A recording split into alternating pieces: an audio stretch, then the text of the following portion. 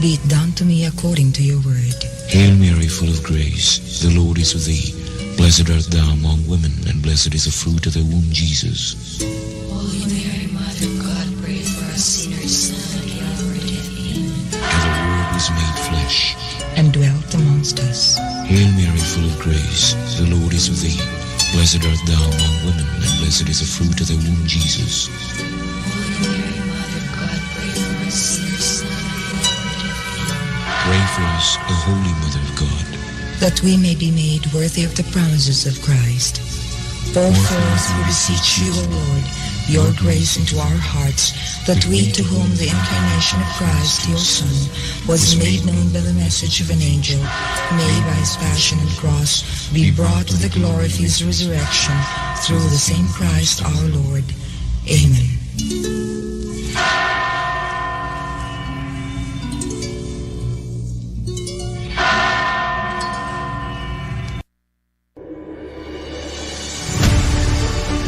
Kini ang simbianan sa RPN, Radio Philippines Network, DXKS, DXKS, 1080, ang inyong Radio Ronda, 5,000 watts, nagsimbiya sa ikatulong andana sa UFCO Lim Building, Borromeo Street, Dakbayan sa Surigao. RPN, Radio Philippines Network, DXKS 1080, ang inyong Radio Ronda.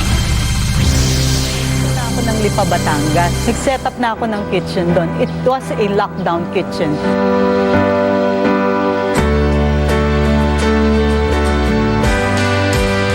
Itong pantry na to, venue siya sa pagtulong. Tayo-tayo po muna yung magtulungan. What inspired me to keep going is knowing that people need you. And if you have the capacity to help, then you should do it. Pandemic ngayon. O kahit hindi pandemic, kahit sino ka man, ang sarap makatanggap ng tulong. Everybody needs help, regardless of where or who you are. Sobrang perfect time po ito para mag-unite tayo lahat.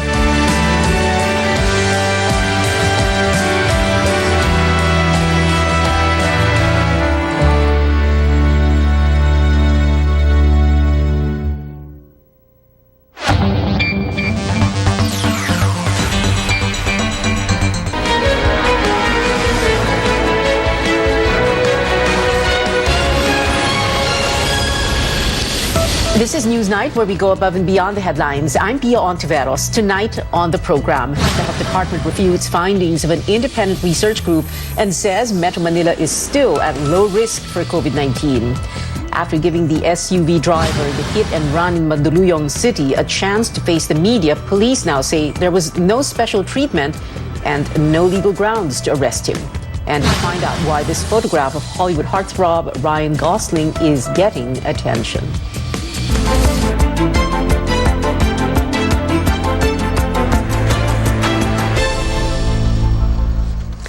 The Health Department insisting Metro Manila remains under low risk for COVID-19. It refutes the independent Octors Research Group's remarks that the capital region has escalated to moderate risk. Octa earlier said it is using a metric different from that of the Health Department. The DOH says for an area to be classified under moderate risk, there should be a positive 2-week growth rate. It adds the average daily attack rate, or ADAR, should be at least an average of 6 cases per day per 100,000 population, or at least 818 daily cases sustained for 2 weeks. The DOH explains that while the NCR shows a positive 2-week growth rate, it is still at low risk. Government data shows daily cases in Metro Manila this week are all under 200. Now, despite an uptick in new COVID-19 cases, a doctors group and a private hospitals association support the government's decision to maintain Alert Level 1 in Metro Manila and other regions. But Tristan Odalo tells us they reiterate an appeal for people to strictly follow health protocols and get vaccinated. The Private Hospitals Association of the Philippines is not yet sounding the alarm over the slight increase in COVID-19 admissions in recent weeks. PHAPI President Dr. Jose De Grano says the situation among member hospitals remains manageable. Hindi ganun talaga tumataas, no? Meron kaming na-admit pero the most is around siguro less than 40%.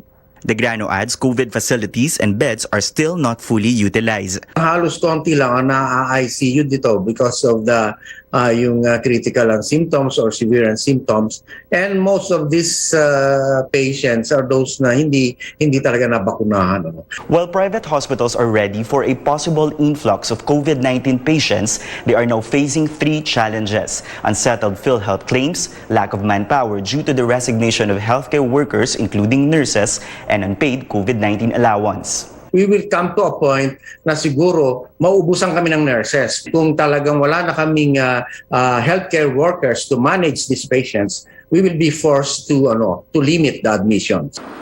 The Philippine College of Physicians also favors placing Metro Manila under Alert Level 1 status for now, but it appeals to the public to strictly follow health protocols and get vaccinated. Nakita nyo na po ang epekto ng COVID-19 vaccination. Wala akong basihan yung sinasabi at naririnig ninyo sa iba na pwede kayong maging zombie. Nakita nyo naman, hindi naman nagkaroon ng zombie dito sa ating bansa. Research group Okta also sees no immediate need to raise the alert level in the region, saying the rise in new cases will not yet strain the healthcare system. So we're projecting perhaps a few hundred cases at the peak of the surge in Metro Manila, which would not really affect the healthcare too much. As of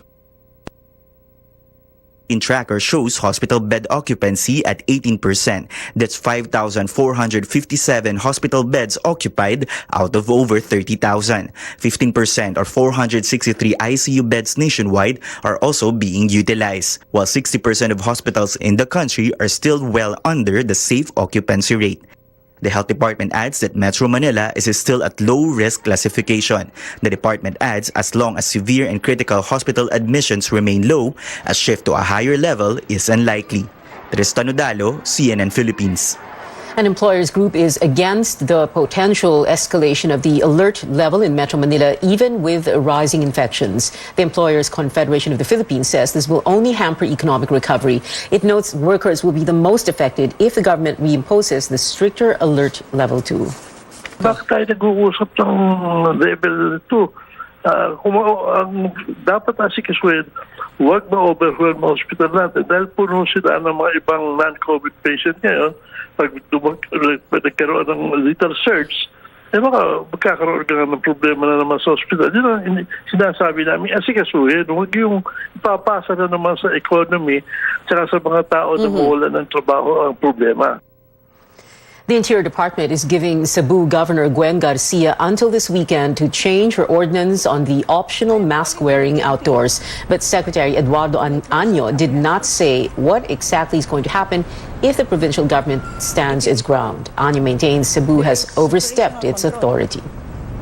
I'm consulting with my legal team and hindi pa namin i-announce ngayon. We'll just do what is legal and what is commensurate to that particular kind of action of the Cebu provincial government. It's beyond their powers to supersede, to counter, to contradict a national statute. News overseas now. China's capital, Beijing, has extended the mandatory mass testing in its most populous district. Chaoyang, home to 3.5 million people, will conduct testing each day for the next 3 days. This in response to the apparent outbreak linked to a popular bar. 63 people were found positive for COVID-19. The Chinese government admits facing challenges in reviving its economy following extensive lockdowns. Retail sales are down by 6.5% in May compared to last year, while the youth employment rate hits a record high of 18.4%.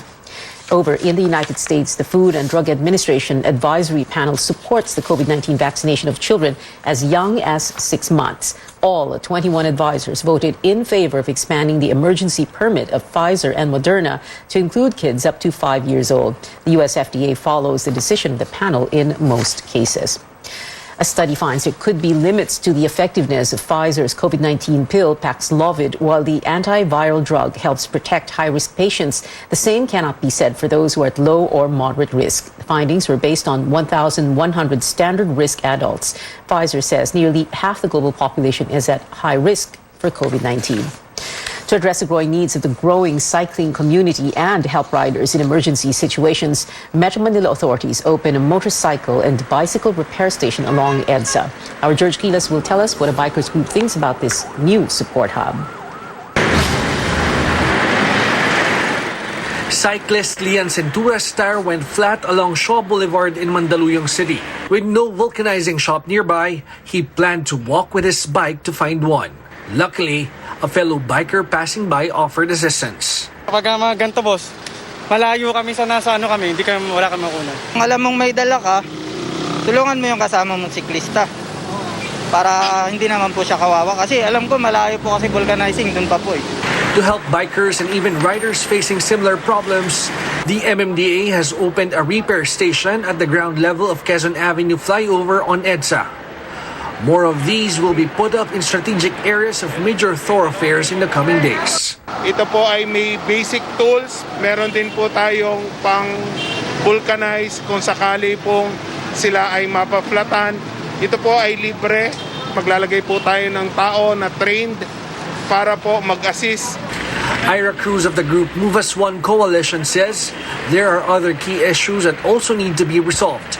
Among them are the safety of bike lanes and awareness of motorists on road sharing.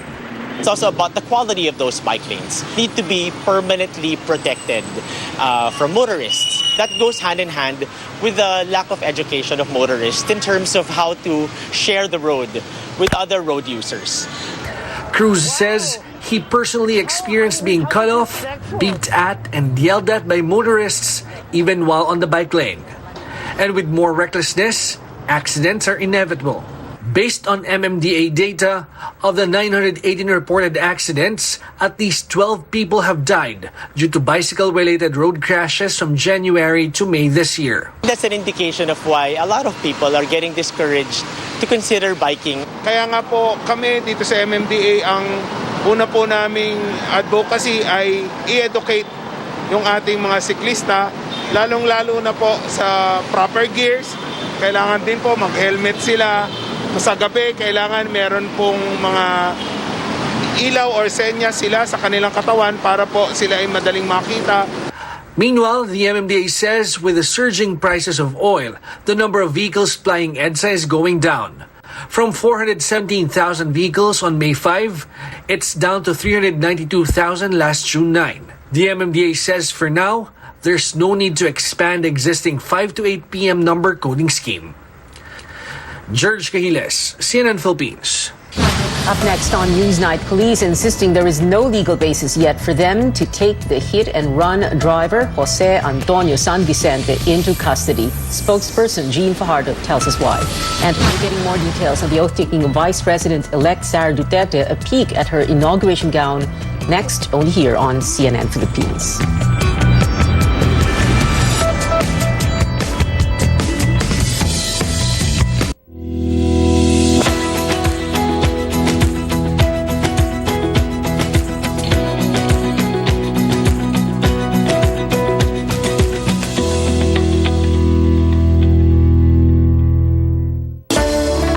Conquering the universe was the ultimate, but there's more. Dahil tinawag ko ako ng Panginoon for a major purpose. To guide the youth, help communities, and to bring others closer to Him. Kaya I take care of my health through proper diet, exercise, and MX3 capsule. I am ready to serve. Kasi para sa Panginoon, hindi lang ako 4th runner-up. First place ako sa puso niya. Mahalagang paalala, ang MX3 capsule ay hindi gamot at hindi dapat gamitin panggamot sa anumang uri ng sakit. Land Bank has always believed that in this country, we have to dream big. And so we learned to build something out of nothing. Improving the quality of life for our people so that we can keep in step with a brave new world and make our big dreams come true. Fried chicken? Timplang happy! With easy-to-cook Magnolia Chicken Timplados. Iba't ibang sarap ng chicken, kaya. Anong Magnolia Chicken Timplados mo? Iba't ibang easy chicken sarap. We have the power to protect Mother Earth. keeping it cleaner and greener to preserve our one and only home. Powering the good life. Meralco. Welcome back to Newsnight. Police say there is no legal basis for the SUV driver in the controversial Mandaluyong hit-and-run incident last week to be taken into custody after appearing in public yesterday. PNP spokesperson Colonel Jean Fajardo explains Jose Antonio San Vicente was allowed to go home after holding a media briefing at Camp Crame as there is no arrest warrant against him. Fajardo adds only a court can order his arrest. Nasa poder na po ng prosecutor's office kung ano po ang magiging desisyon sa kanya. Kung magkakaroon po ng finding ng probable cause, ay magsasampa po ng information sa korte po ang ating mga prosecutors. San Vicente is facing complaints of frustrated murder and abandonment of one's own victim for hitting and running over a security guard in Ortigas Center on June 6. A hearing is set at the Mandaluyong Prosecutor's Office on Friday. Fajardo also denies insinuations that the PNP is extending special treatment to San Vicente, saying they're following due process. She says PNP officer in charge, Lieutenant General Jose Vicente Danao, does not know San Vicente's family. Hindi po kilala ng ating officer in charge yung pamilya po nitong ni Jose Antonio San Vicente. It so happened, based on my information, ay meron pong nilapitan itong tatay na po pwede pong makipag-usap kay OIC kung po pwede nga po silang umapir dito sa Camp Crame.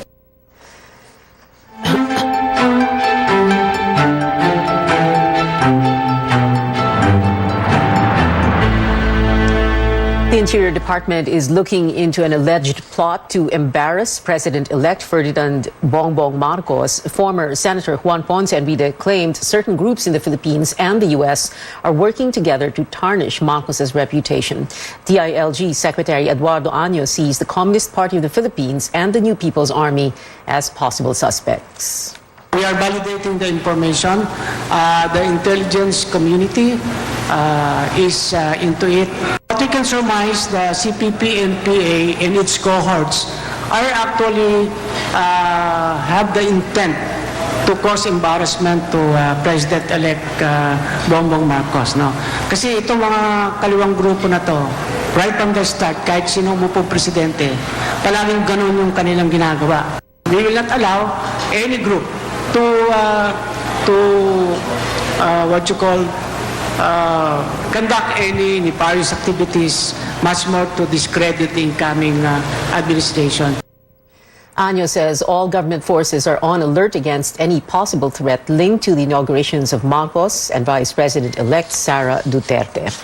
Outgoing Tourism Secretary Berna Romulo Puyat takes her oath as the next Deputy Governor of the Bangko Sentral. BSP head Ben Diokno swore her in as the Central Bank's 5th Deputy Governor this afternoon. Puyat will oversee the Program Management Office for the new BSP complex in New Clark City, as well as regional operations and other programs. She will also sit as Vice Chairman of the Board of Directors at the Philippine International Convention Center and as an alternate of the BSP Governor to select governing boards. Vice President-elect Sara Duterte's attire for her upcoming inauguration has been unveiled. Davao-based designer Silverio Anglacer shared a sketch of a Filipiniana gown outlined with green on the right. Is that the right or the left side? On the left side. Duterte will take her oath this weekend ahead of the inauguration of President-elect Marcos on June 30.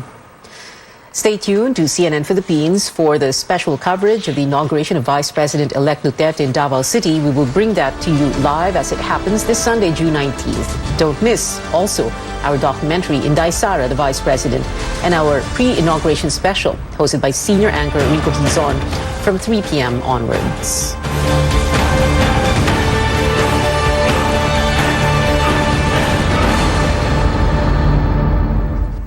The United States is optimistic about relations with the country's incoming administration following the visit of State Deputy Secretary Wendy Sherman to the Philippines last week. Tristan Odalo returns to explain why. Recalibrating the Enhanced Defense Cooperation Agreement or EDCA and the Visiting Forces Agreement or VFA with the United States amid a changing geopolitical situation and a Philippine administration in transition.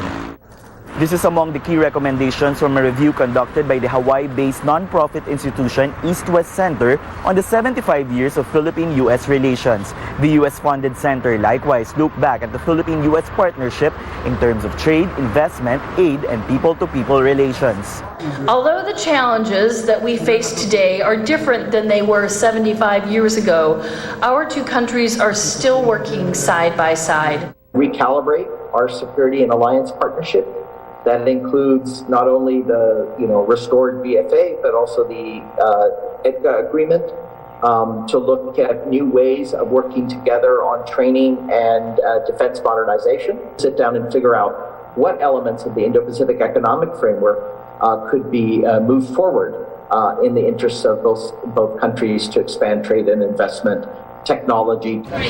In terms of security cooperation, 37 joint military exercises or balikatan have been conducted since 1991. The Mutual Defense Treaty is also the oldest military alliance in the Indo-Pacific region. The bilateral trade between the two countries is valued over $25 billion as of 2020. The U.S. also donated more than 33 million COVID-19 vaccines. Partnership in terms of aid and disaster response also prospered in the last 7 decades. We have a very high priority in engaging the new administration in Manila on our relationship. And you can imagine the areas that we will cover.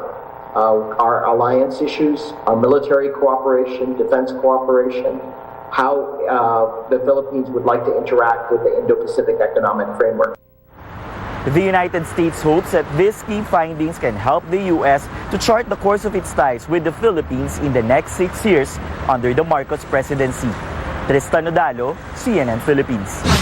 Shifting gears, keeping your cash on hand might seem like the most convenient option, but when it comes to your savings, finance experts say it might be best to try other routes. Our senior correspondent Lois Calderon has more. Filipinos are getting creative in saving money. There's the Ipon Challenge that can help grow savings of up to over 100,000 pesos in 1 year, from setting aside little amounts each day. But they're kept in piggy banks, plastic water bottles, in drawers, or even vases.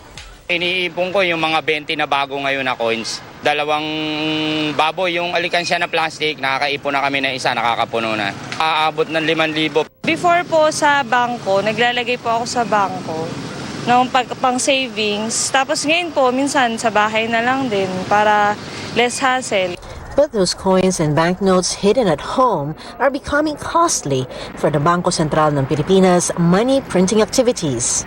The BSP asked the public to recirculate those coins so it does not have to mint more and instead boost state coffers to fund social services and contain the coronavirus. To help savers in remote towns, banks have to bring financial services closer to the unbanked. Most of our kababayans live from a hand-to-mouth existence. They get paid by the hour. The moment they go to the bank, they line up and they waste 2 to 3 hours. They feel a kind of intimidated because they're wearing shorts, slippers. When building wealth, time becomes an enemy. 1 year of locking coins and notes in a piggy bank makes your money lose its value as gasoline and food prices become more expensive. Here's the proposition of wealth coaches. Free up those coins and deposit them with banks. Banks pay interest rates for savings, so you grow your money over time. E-banking or electronic bank are more creative. Some banks right now offer 6% interest per annum. They can afford to give that 6% is because, number one, they don't have any fiscal setup. There are other upsides to keeping your money in the bank. Your notes will be updated. We tend to change the look of our money. There's an insurance for deposits, 500,000 per depositor. But because you make very little profit from time deposits, consider other investments. The list is long. Stocks, real estate investment trusts, REITs, bonds or fixed income, unit investment trust, and mutual funds. These are highly volatile instruments, and you must be prepared to take the loss. Take the loss and face the consequences. Or be your own boss. Start your own business. Because once you start your own business, you can easily make 20% per transaction to 50% profit. It is higher compared to the bank. The bottom line, set financial goals, weigh the risk, and get expert advice. Because money multiplies only when in good hands. Royce Calderon, CNN, Philippines. When we return, the PBA Press Corps' Comeback Player of the Year and Game of the Season have been announced. And the BTS member sets things straight, saying the group will continue working together and are not breaking up. Details next on Newsnight.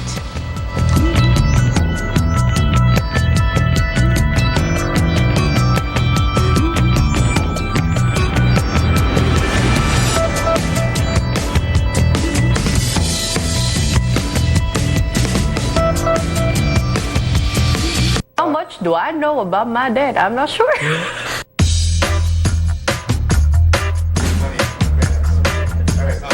So what distinct trait did you get from your dad?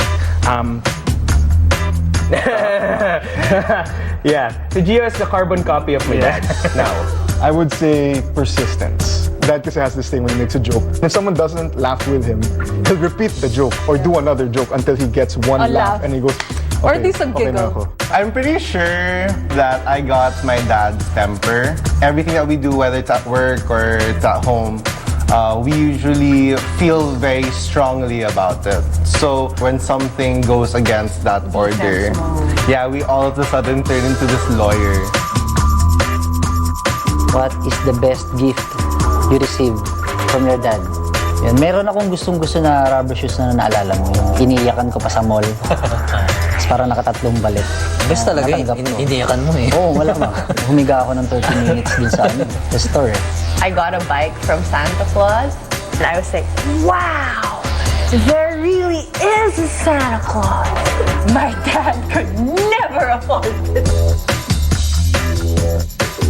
Show your most recent photo with your dad on your phone and tell us the story behind that photo. This is me and my dad. This is after I got my license. He's a boomer and I'm a Gen Z, so I have habits that I do, very expressive, if you will. So dad sometimes copies that, so dad goes, so I go, him teasing me like that bridges our, generation gap. This is a couple of months ago. It was just a nice dinner by It was the also beach. our first, we haven't traveled in over 2 years at this point, diba? So Around that 2 was our years. first family trip. Share your first inuman story with your dad. Ayan. Inuman natin sa third floor. Tinanong ko si Papa, bakit si Mama yung pinili mo? Yun nga, loving, caring, tsaka talagang masikaso. Yun nga, tsaka napikot nga daw kasi siya. My dad gets drunk on a fruitcake. In our home, we used to host these Really birthday- big parties.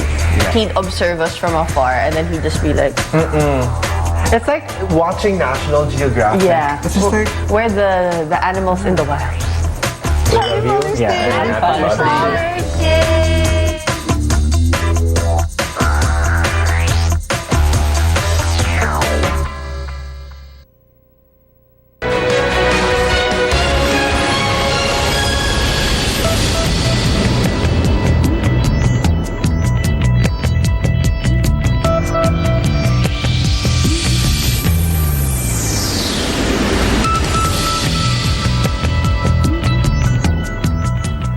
You're watching CNN Philippines. President Duterte is set to confer honors on a new set of national artists tonight. The event was scheduled at 4 this afternoon, but it has yet to begin. The 8 recipients for 2022 are Agnes Locsin for dance, Salvacion Lim Higgins or Slim for design, Nora Honor, Ricky Lee, and Marilu Diaz-Abaya for film and broadcast arts, Jimeno Abad for literature, Fides Cuyugan Asensio for music, and Tony Mabesa for theater. Abad and Lee spoke to CNN Philippines earlier this week with advice for aspiring artists and what the award means to them. I'm happy with the message that it sends that scriptwriters are also filmmakers. Kasi usually, pag pinag-usapan yung pelikula, director at artista lang nababanggit. Pag may festivals abroad, hindi na-imbita ang writer. Mga posters, this is a way of reminding people na andito kami. Kami yung pinagmulan ng pelikulang ginawa, yung istorya. You cannot demand from the writer, no, you write this way, you write that way. No. Every writer finds his own way with language. Now, in other words, the writer finds his own way through the lexical wilderness of language. You make your own clearing. You make your own clearing within that language. That is style. The honor recognizes Filipinos who have significantly contributed to Philippine arts and culture. More of our kababayans getting honored this time on the hard court for the PBA Press Corps Awards. Junmar Fajardo of the San Miguel Beermen will be named Comeback Player of the Year, returning after a year of absence because of a tibia fracture. The Meralco Boats' Alain Maliksi is Mr. Quality Minutes, while the thrilling San Miguel versus Northport match is the game of the season. Awards night happens on June 21st, 7 p.m. at the Novotel Manila Araneta Center. Entertainment news now. Here's a first look at Barbie's famous partner in crime for the live-action film. Hollywood heartthrob Ryan Gosling will play Ken in Greta Gerwig's Barbie. The new photo has gone viral, with netizens imagining the team-up between Gosling and Margot Robbie as the titular character. The movie, inspired by one of the best-selling toys of all time, is set for release on July 21st next year. And in K-pop, Jungkook of BTS clarifying the Grammy-nominated act is not disbanding and will continue with activities together. In a live stream Wednesday, the vocalist said that they still have plenty of work to do as a group and that they will keep filming their show Run BTS. BTS recently announced that it is going on a break to focus on solo pursuits. Jungkook also told fans they're taking time off to gather energy. And that is it for now. Join me again on News.ph at 7 p.m. I'm Pia Ontiveros. And before we go, here are tips on how you can make an energy smart home. Let's watch this.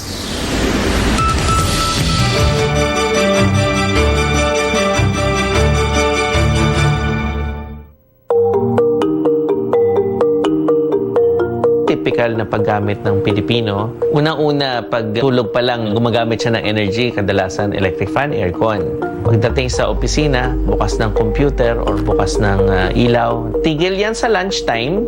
After ng lunch, sisipa ulit yan. May pataas pagbaba, no? Pag bumababa kadalasan yung ating kuryente, tumataas naman yung ating gasoline diesel. Yung smart home, yun yung kino-combine natin, yung energy technology sa information communication technology. So, nandiyan yung strategiya nating energy efficiency plus renewable energy plus ICT. Pinaka-benepisyo ng energy efficiency through this information communication technology tulad ng smart home or smart apps, nakakatulong ito sa pagproteksyon sa ating planeta for the future generation also. Solar is a form of renewable energy, and it makes a home or business more self-sufficient. So if you have solar on your rooftop, you would use less of the electricity. For every kilowatt you install, you save about 1,500 pesos a month in your electric bill. And with a program called net metering, if you have excess power or excess energy from your solar, you could sell it to the utility for evening use credits.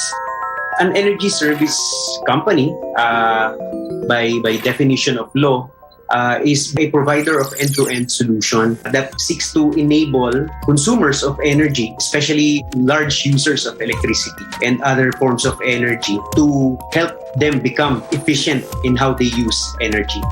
Nowadays, maraming nagpapatayo ng bahay na they really want to incorporate na they will have an energy efficiency. So basically, we need to start with the design of your building. For instance, you have to make sure that you have the design that has ample light. It can accommodate as much as daylight as possible. One must also consider buying home appliances that have a high energy efficiency rating or yung may mataas na EER. For instance, you should invest on inverter-based appliances. One more thing, you should also invest on bulbs.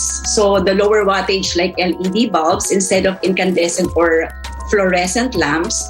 You have to consider that you have to choose those things. We are one with DOE now. We want them to have implement in their houses the energy efficiency as a way of life. When you talk of energy efficiency, it doesn't only talk of electricity per se. Pwede rin natin i-consider dyan yung mga consumption ng mga fuel natin. it is really important not just for people to know about the importance of saving energy, but to really adopt energy efficiency as a way of life, because our sources of energy are also dwindling. So it's really important for everyone to not just be aware of its importance, but to really practice energy efficiency and really make it as part of their life.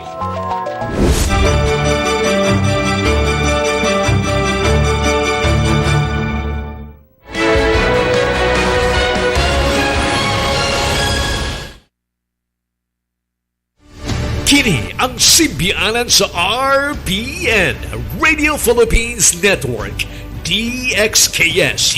DXKS 1080. Ang inyong Radio Ronda. 5,000 watts nagsimbiya sa ikatulong andana sa UFCO Lim Building, Borromeo Street, Dakbayan sa Surigao. RPN, Radio Philippines Network, DXKS 1080, ang inyong Radio Ronda.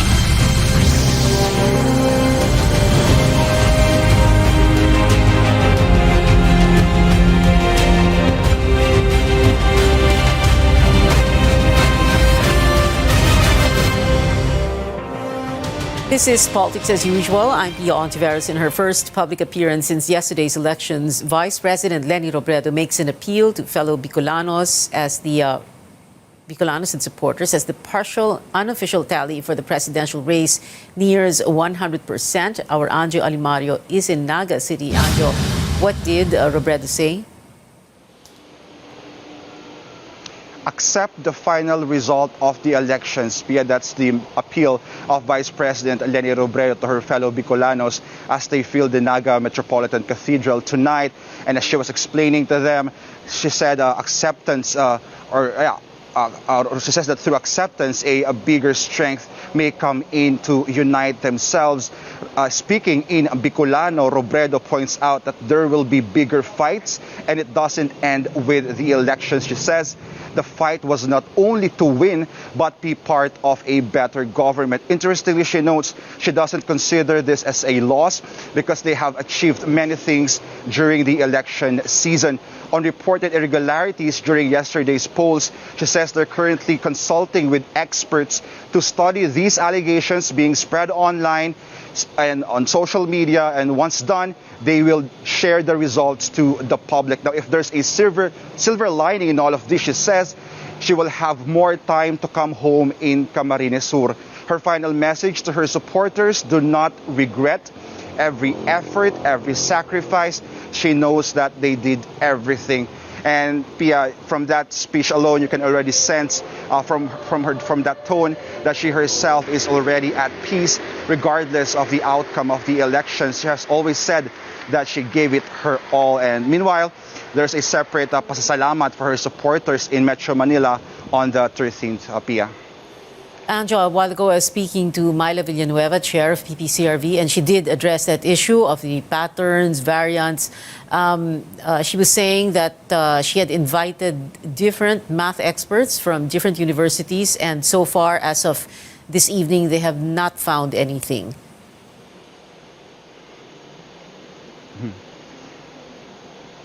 Well, that's interesting, Pia, and I don't know if that's the same experts that the Robredo camp has been consulting with, but definitely we will relay that information to them, and as to how soon will they release that result of their so-called consultation with these experts to really verify, to vet all these allegations spreading, of course, on social media. Of course, Robredo already appealing to her supporters to accept the result of the elections.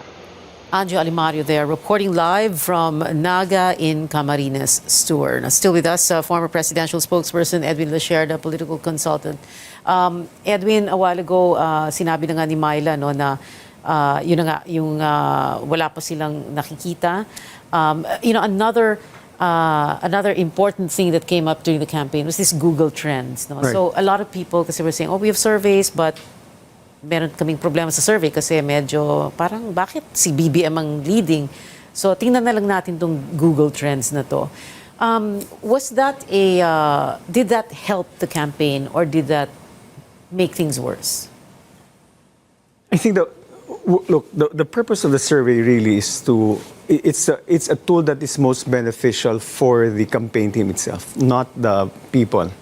Because the reason for the survey is, apart from the number, the horse race, the figures, that's not the most important thing. If you're a member of the campaign team, you're looking at the meat, the substance of, for instance, where are the numbers, where are we growing, where are we not, where are we lagging behind, what things did we do at this particular survey period that did us well, that did us badly. So those are the things that hinihimayan eh. If your tendency is to refer to Google Trends and say, malakas tayo and all that, well and good. But that depends on how you interpret it. But ano yung substance nun? Anong sinasabi ng Google Trends that the surveys tell us? Remember that a survey, it's a very direct question. Sino ang binoto mo? Right. Ang Google Trends, it's searching for the name. At the very least, at the minimum, it indicates awareness and increased interest. Now, some people would equate increase of awareness or interest as conversion. And that's where the problem is, because Google Trends is fundamentally sentiment agnostic. If I search your name, Pia Ontiveros, it doesn't mean anything except that, sino ba itong si Pia Ontiveros? It doesn't say, uy, gusto ko siya, uy, makakainis siya. Iboboto ko siya. Hindi, ano na, it's really sentiment agnostic. Yeah. So, but, you know, when you look at Google Trends, and they themselves say, we're not a pollcaster, and the people who use Google Trends, they come up with their own rules for AI. So you draw it, and they have their own rules. The algorithms yan eh. Ikaw magagawa ng rules. You set the rules. And depending on the rules, itong lalabas na resulta. And so what we're seeing is, mukhang iba ang na-predict ng Google Trends, or at least those who are using the data on Google Trends, and it didn't come out that Lenny won. The thing lang with the survey was one thing was serious, and the reason for the variance is maybe perhaps hindi nakukuha ng Google Trends ang DNE. Kasi sila ba ay nagsa-search in the first place? Ano bang ginagamit nila? What do they use Google search for in the first place? But clearly, because malaki ang DNE class sa Google, sa Pulse Asia, it confirmed what we're seeing right now in the elections. Because we're fundamentally, malaki ang ating DNE class. And that's the only reason why tama si survey at nagkulang si Google Trends. Tama si survey at nagkulang si Google Trends, or tama si survey at mali si Google Trends? At mali si Google Trends. At least dito sa bansa natin. Sa bansa natin, yeah. Okay, final words, Edwin, before we let you go. We are gonna let Edwin go na ba? Yeah? We have to, yeah.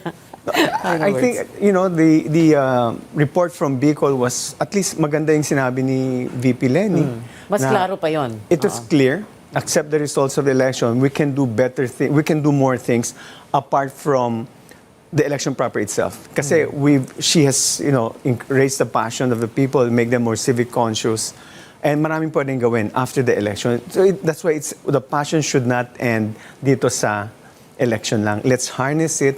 Let's turn our rage, our anger, our frustration, our denial, the 5 stages of grief into something positive. And that's what we're looking at. And maybe on Thursday, when she addresses the supporters, it would be something... Friday. Oh. If she addresses the supporters on Friday, maybe that's something we can see some good out of that and continue this whole movement of good governance, transparency, and accountability. Hindi nagtatapos ang laban ni Lenny at ng taong bayan. Edwin Lasherda, thank you very much for being here. I was going to say, I hope you see you again. Bukas ulit. Tapos Thursday, tapos Friday na naman. You're becoming a regular here. Thank you so much, Edwin. Thank you. We'll be right back after this very quick break. Stay with us.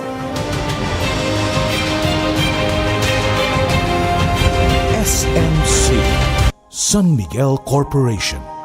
Bisag unsang industriya ang sudlan niini, tinguha sa SMC ang pag-uswag o paglambo sa mga Pilipino. Karon, gikan sa SMC, aniya na ang SMC Davao Cement. SMC Davao Cement. Gama sa Davao, para sa Mindanao. SMC Davao Cement. Ato ni Bay.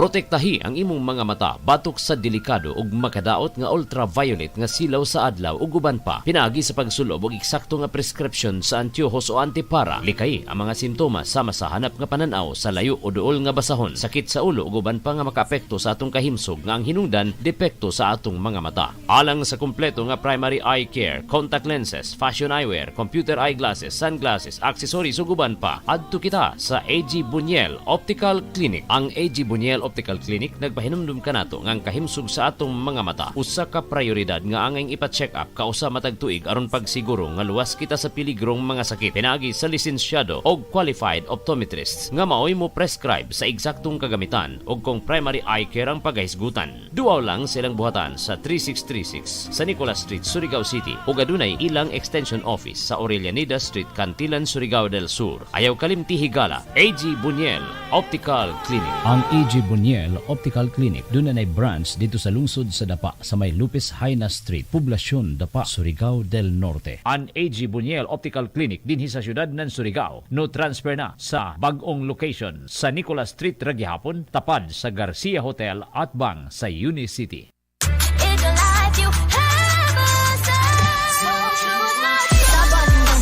GSM Blue ang kasama.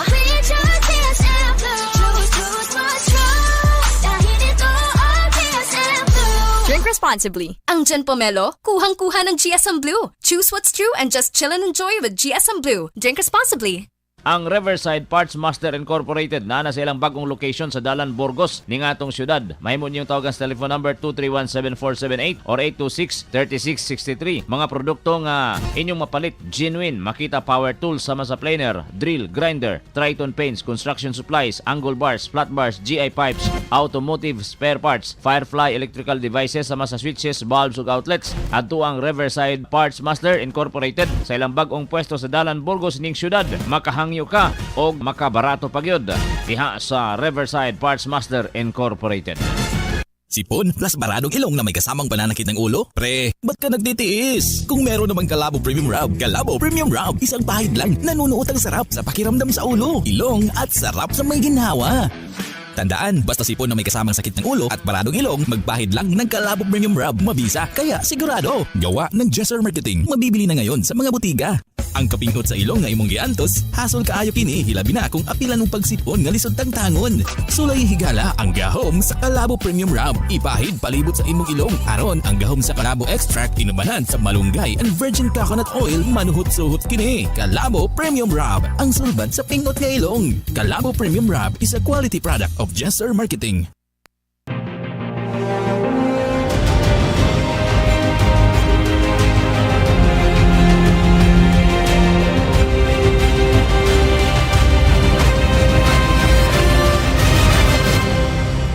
Welcome back to Politics as usual. I'm Beyond Veros. It is the day after May 9, 2022. Here to give us more insights on the Marcos Duterte campaign is a political consultant and former advertising bigwig, advertising executive Greg Garcia. Hi, Sir Greg. Thank you very much for joining us. You have this smile on your face. Good evening. No, you said some nice things about me, so.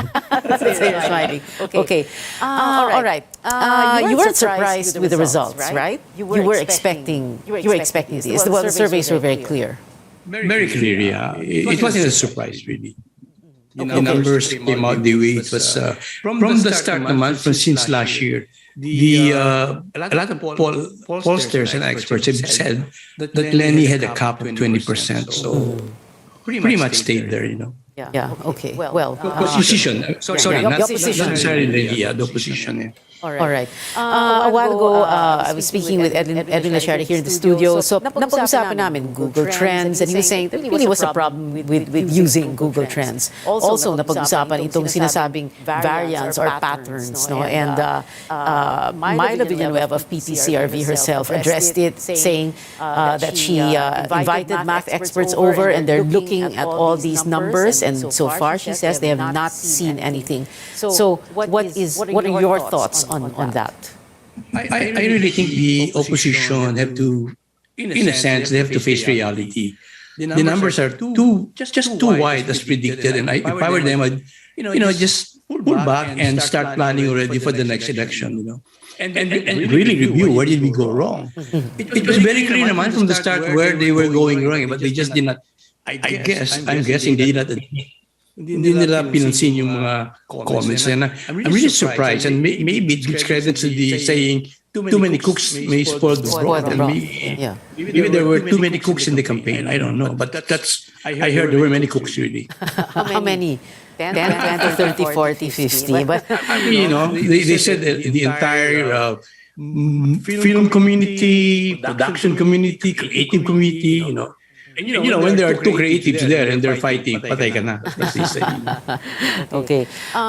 So when you say that so many things went wrong, can we go over what happened? I mean, I guess this would be a very good masterclass, if you will, on political campaigns, no? In terms of messaging, ano yung naging problema ng Lenny campaign? Okay, let's start from the beginning. Every election you must define it. Is it a continuity election or a change election? You start with that. No? When you know it's a continuity election, then you gotta play and do another game and not be a change message. So I was surprised that they never even considered that. I think. Second, look at the message. Sa tapat na whatever. Sa gobyerno tapat, ang angat buhay lang. Gobyerno tapat. Was that the problem? Are there data to show that people did not consider this government as tapat? They did not. Precisely, but when you look at the numbers of Duterte, it's high. So to me, tapat was not the problem, So why were they using that when it is not perceived as a problem of the people? At the end of the day, it's the people you're talking to, And the people you say, tapat, gobyernong tapat, and they say, tapat naman to, So there was a disconnect, I think, in the messaging, And I think it wasn't just that. They did come up with a lot of lines. They had this Rosas ang bukas. They were Kulay rosas ang bukas. Kulay rosas ang bukas. Yeah, they were so esoteric, Whereas when you look at the BBM campaign, it was so single-minded, They knew that unity was important. They knew that the country was coming from a pandemic. They don't want people don't like trouble. They just want to get back to normal. And when you see people fighting or people, kumbaga sa kalye, ayaw na makakita ng mga sanggano, Pag nakakita ka ng sanggano, medyo matatakot ka, Ba't nag-aaway pa hanggang ngayon? Well, that's the same thing that Edwin Lachard has been bringing up since yesterday. Na dun sa mga FGD, sa focus group discussions, ayaw talaga ng tao ng yung combative, nag-aaway. Okay. Tama yun. Basagulero, Ayaw ng mga tao ng basagulero. So to me, and to me personally, from a just a perspective of communications, when you impose a color and you impose lines like tayo kakampi tayo, you are really being exclusive, and you just kind of kick out the other people are not you. Sabi ko nga, and I hope this is not taken negatively. It's kako it reminds me of the Kluk Klan, Oh my goodness. Don't take it negatively. Ang galit sa inyo. No, that's right. Don't get angry. I'm not saying you are. I'm just saying psychologically, it's a clique, They define themselves as a clique. Sorry if it was a harsh description, but I think just to make it clear, that's how it comes out in terms of communications. You just cannot. You have to be all inclusive. Can't be exclusive. Well, they did try to be inclusive when they said tao sa tao, puso sa puso. Wasn't that working? Words are great, but you are judged by your action. Just like in any piece of advertising, you may say it, but it's not resonating because they don't see that.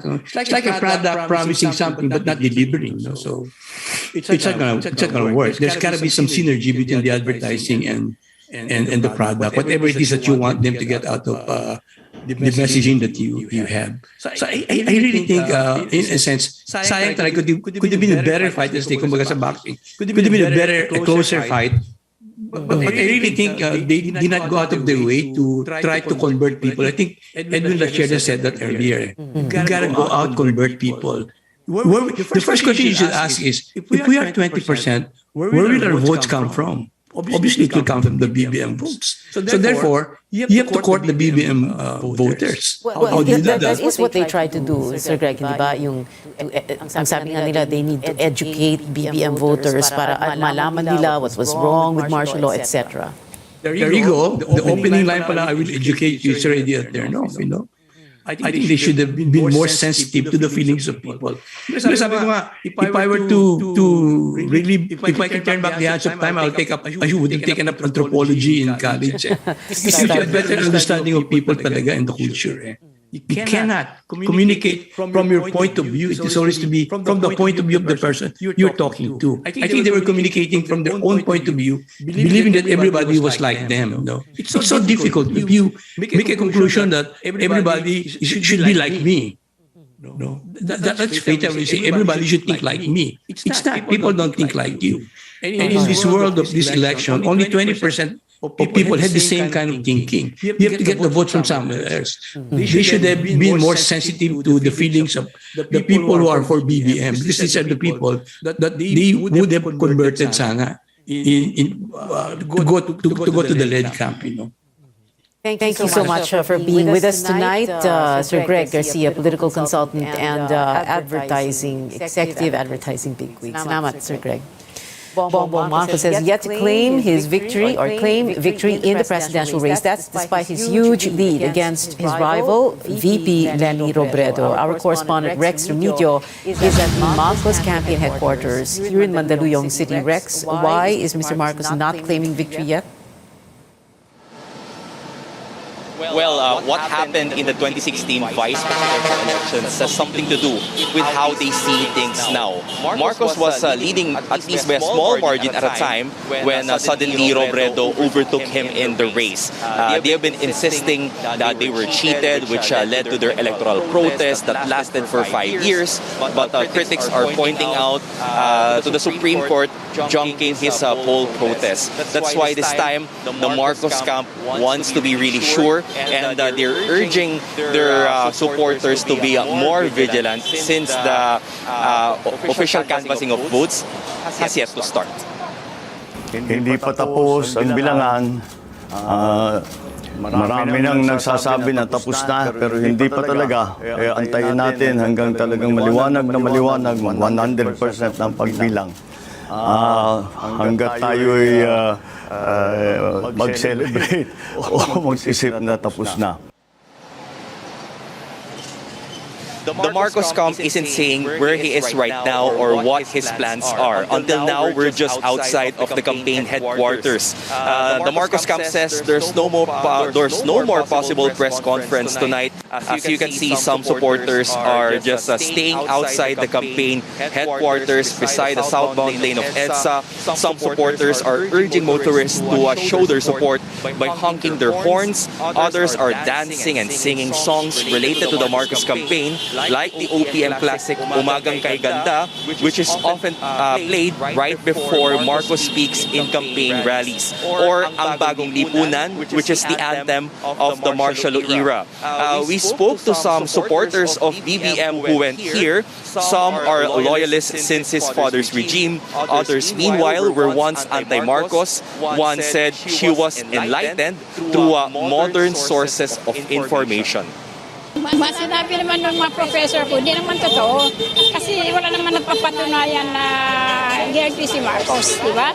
Siyempre nag-research ako sa YouTube. Huwag nang sasabihin na magnanako ang Marcos. Kasi ang Marcos maraming pera mula noon.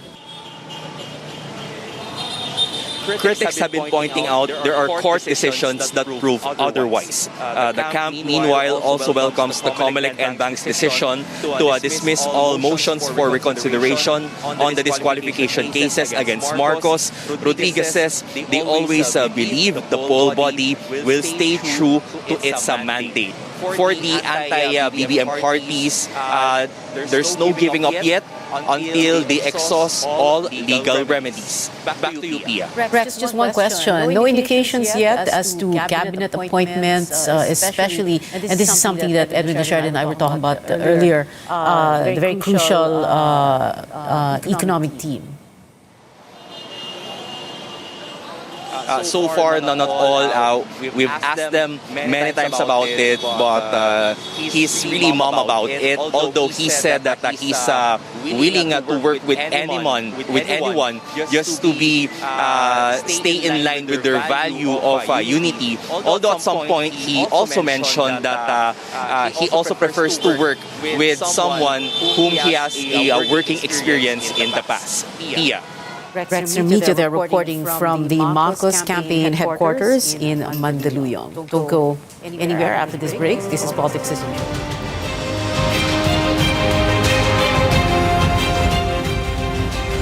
SMC, San Miguel Corporation.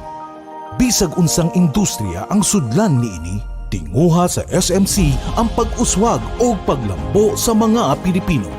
Karon, gikan sa SMC, aniya na ang SMC Davao Cement. SMC Davao Cement. Gama sa Davao, para sa Mindanao. SMC Davao Cement. Ato ni Bay. Maayong balita sa tanan sa atong panginahanglan sa panimalay, mga gamit, ingon man mga dekorasyon, pwede na natong mapalit diha sa Wellington Bazaar. Anausab sa Wellington Bazaar ang mga bestidahon, karsunison, plain t-shirt, plastic chair, floor mat, mantel, banig, folding bed, habol, mosketero, trapal, lideret, basketball, stuffed toys ug mga dulaan sa bata. Ang Wellington Bazaar ana magalagad kanato sa Dalan Kaimo ning Dakbayan sa Surigao. Wellington Bazaar, gikan sa mga kawani og tigdumala sa Wellington Bazaar. Mayong adlaw alang kaninyo. Wellington Bazaar, sukion ta sa kanunay.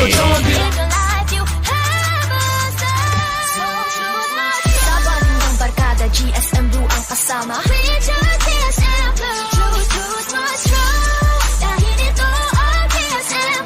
Drink responsibly. Ang Gen Pomelo, kuhang-kuha ng GSM Blue. Choose what's true and just chill and enjoy with GSM Blue. Drink responsibly. Uy, Day! Naunsa man ka, Day? Day, kanang glisod ang ko kakita, Day. Uy! Sus, naunsa ba ka? Uy nga, katong ni aging bulan. Okay pa man ka. Naunsa, Day, karon? Laot siguro ni sigunit aning cellphone ka si computer, Day. Da, mo lagi na akong ingon ba? Uy, Day, nakoy balita para sa imuha. Gamit og Lutein Plus, uy! Lutein Plus? Oo, tungod ang Lutein Plus, Day, duna kini 13 ka-ingredients. Hindi lang kini para sa mata, kundi sa imuhang tibuok lawas. Nga maka-assist po sa imuhang anxiety o depression. Ang Lutein Plus, o sa ka-award-winning brand, ngagikan pa sa New Zealand. The award-winning supplements from Clean Green New Zealand Omega Plus ang support sa heart and blood system. Ang Lutein Plus ay 13 ka mga ingredients lakip ng vitamins A and C. Dili lamang kung maradyaw sa atong pananaw, nagsuporta sa binis sa ato intirulawas ning panahon nga jara kita kuman sa COVID-19 pandemic. Kinahanglan magpabilin kitang himsog inom sa Lutein Plus, Omega Plus and Primrose Plus Soft Gel. Inintanan available sa New Family Drug, Palma Drug sa Aquarian Pharmacy. Kalabo with garlic plus lemongrass and turmeric. Maayo kini alang sa mga naganto sa high blood. Kung perming kasakit ang imong tangkugo, kung masobraan ka og kaon sa mga lami ang pagkaon, basig ning tukar na ang imong high blood. Pagtumar higala og kalabo with garlic plus lemongrass and turmeric. Usa ka capsule bago mo gaon aron siguradong protektado kang kanunay. Kalabo with garlic plus lemongrass and turmeric. Masaligan og siguradong epektibo batok sa high blood. Kalabo with garlic plus lemongrass and turmeric. Kalabo with garlic plus lemongrass and turmeric is a quality product of Jesser Marketing.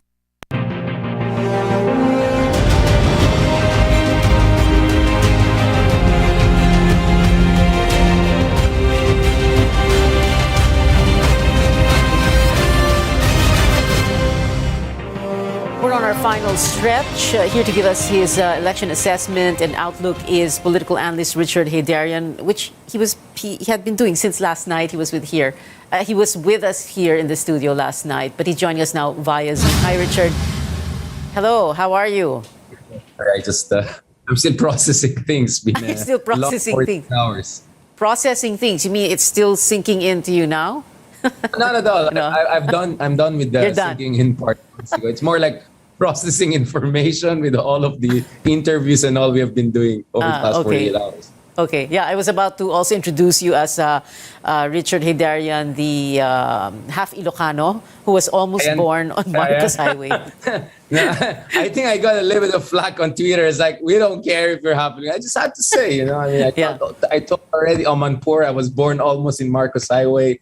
Just some trivia, just in case people are interested. Yeah, okay. Well, we're interested in this. Just, Edwin Lacerda was here a while ago. I was also speaking to the chair of PPCRV, Myla Villanueva. Napag-usapan yung patterns, variants. Now, this has been going around social media since last night. The Lenny supporters saying that, this probably proves that something went wrong.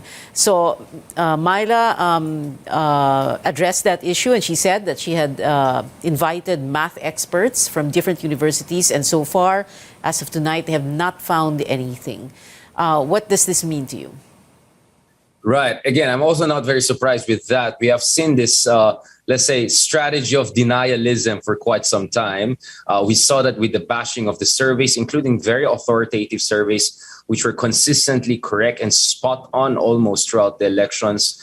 We have seen all sorts of alternative indicators, including Google Trends being used, something which is laughable to anyone who has basic idea of how these things work. I mean, interest levels, you can manipulate that. Interest level has nothing to do with voter preference. I've been hearing this. So we're just seeing the latest version of the same denialism. I don't even know if it's a strategy anymore. I think this is just some sort of emotional outburst by people who do not want to see the facts. I mean, you and I, Pia, we have been mentioning the facts on the ground. I've been saying, where are the adults? Because, if you're an adult, you're going to come out and say, you see, maybe we won, maybe we lost. This is the lay of the land. We want to move forward, whether winner or loser. You want to move forward based on verified data and facts and reasonable indicators. And you can pull some mathematician or statistician, whatever, here and there. Anyone can do that, right? But the point is that when you subject this to peer review, to the established consensus of experts, you're going to see a very different results. So now I'm not surprised. It's the latest version we're seeing. Now, I think Vice President Lenny Robredo last night, I broke that down live on a different channel while doing my tour last night. She came out and said it was not a concession speech per se, but she said we're going to respect the democratic process. At the same time, we want to get down to the bottom of any irregularities. I see no problem with that. Don't throw out the baby with the bathwater. Respect the process as a whole. Look at possible irregularities. Do something about it. I think that was a mature speech by Lenny Robredo. I think she should set that example more and more so that we don't see this kind of preposterous alternative facts coming out here and there. Okay. A few things, Richard. So tonight, Anja Alimari was reporting that Lenny spoke again in the Naga Cathedral, and she said, and we quote, to accept the final results. That's what she said. And it was much clearer than early this morning, yung 2 o'clock in the morning speech niya. At the same time, speaking of surveys, what we're seeing here is that, yes, the surveys were right after all. Yeah, Pulse I mean, Asia, they're very Pulse Research, Lilo, every last one of them.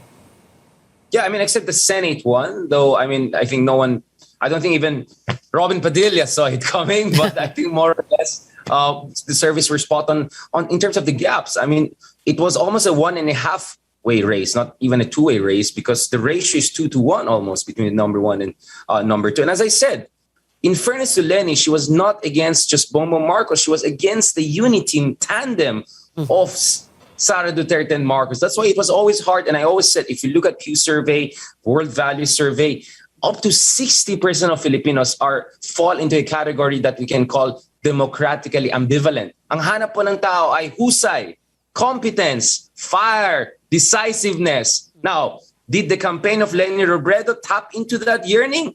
I'm not very sure about that. And I'm not saying this now. You can go through my tweet. I am sure, Pia, you have seen some of my tweets. I've been subtly telling different camps where they have been going wrong. I'm not attached to any camp. I have no color, right? Of course, I want more competent presidents than not, obviously, right? Okay. But I've been saying this. I've been sending these signals. It seems some people are trying to filter it out, whether for emotional reasons or they do want to hurt the feelings of some strategists who are not doing their job or don't know what the hell they're doing. All right. Richard Hidarian, political analyst. Thank you so much again, Richard. We'll be seeing you in the next few days, I'm sure.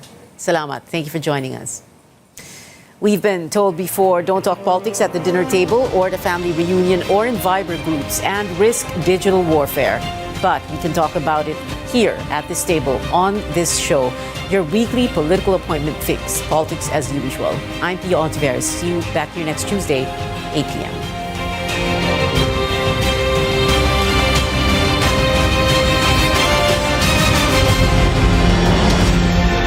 RPN Radio Philippines Network.